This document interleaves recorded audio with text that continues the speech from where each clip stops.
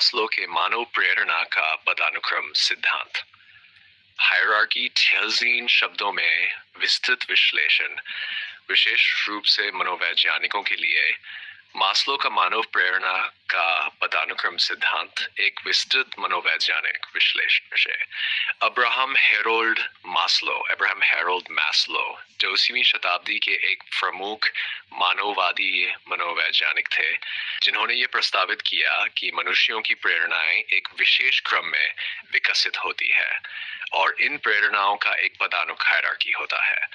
उन्होंने इसे 1943 में प्रकाशित अपने लेख a theory of human motivation में प्रस्तुत किया।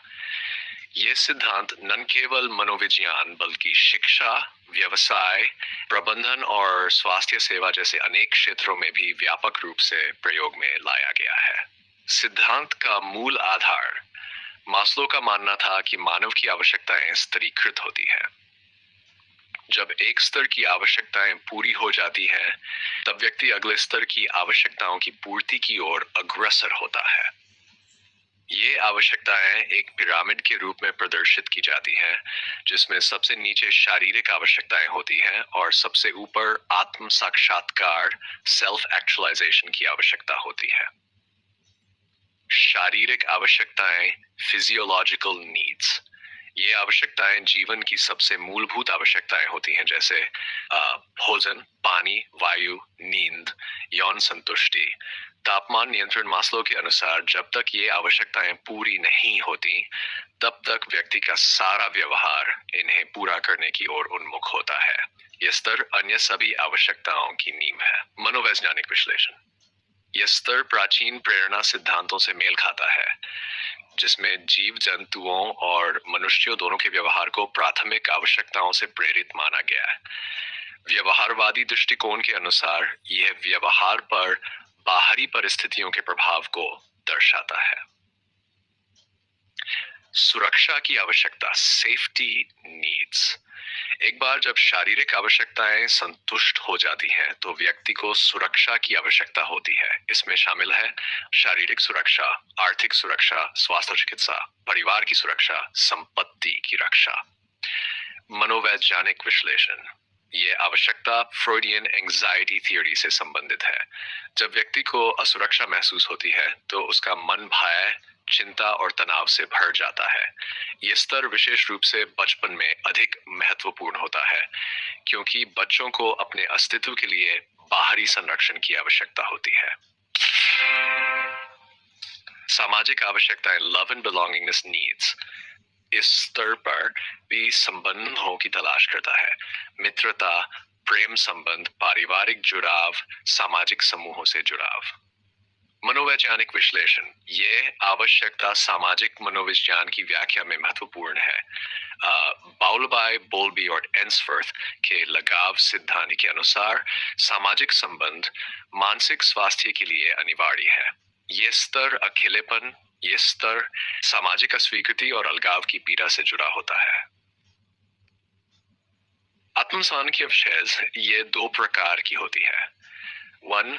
आंतरिक आत्मसम्मान, आत्मविश्वास, स्वतंत्रता, उपलब्धि। 2.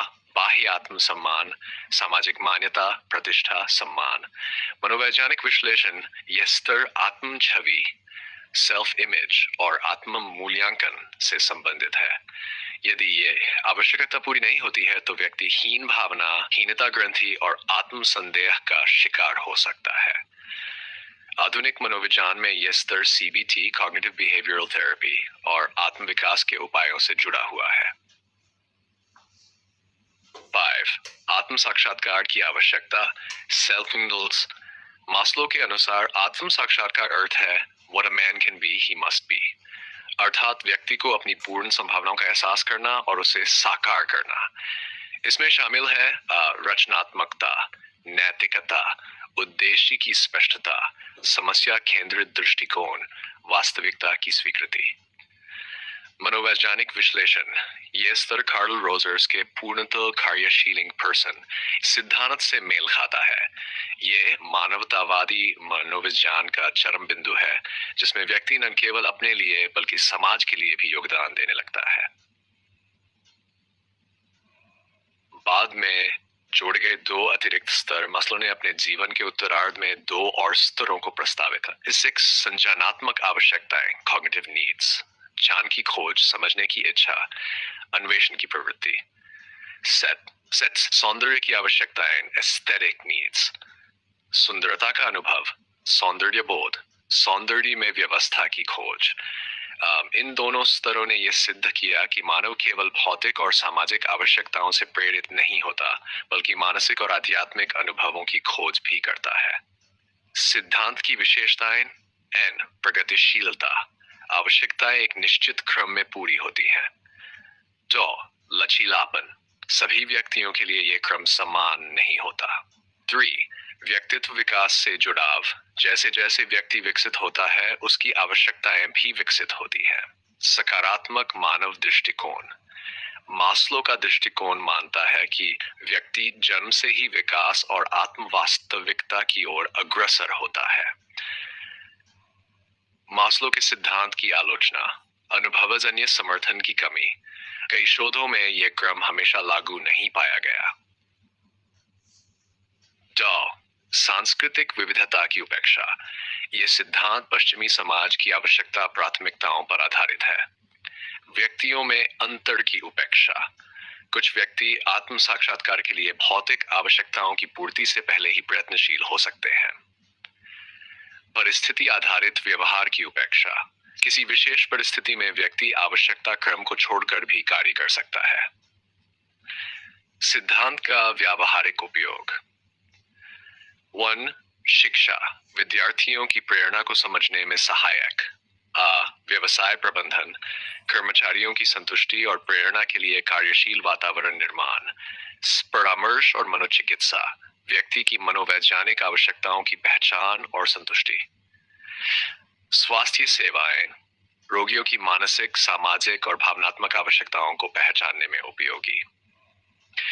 निष्कर्ष, मास्लो का मानव प्रेरणा का पदानुक्रम सिद्धांत मानव स्वभाव को समझने का एक व्यापक और बहुआयामी दृष्टिकोण प्रस्तुत करता है। यद्यपि इसे कुछ आलोचनाओं का सामना करना पड़ा है, फिर भी यह मनोविज्ञान, शिक्षा, स्वास्थ्य सेवा और प्रबंधन में एक प्रभावशाली उपकरण बना हुआ है।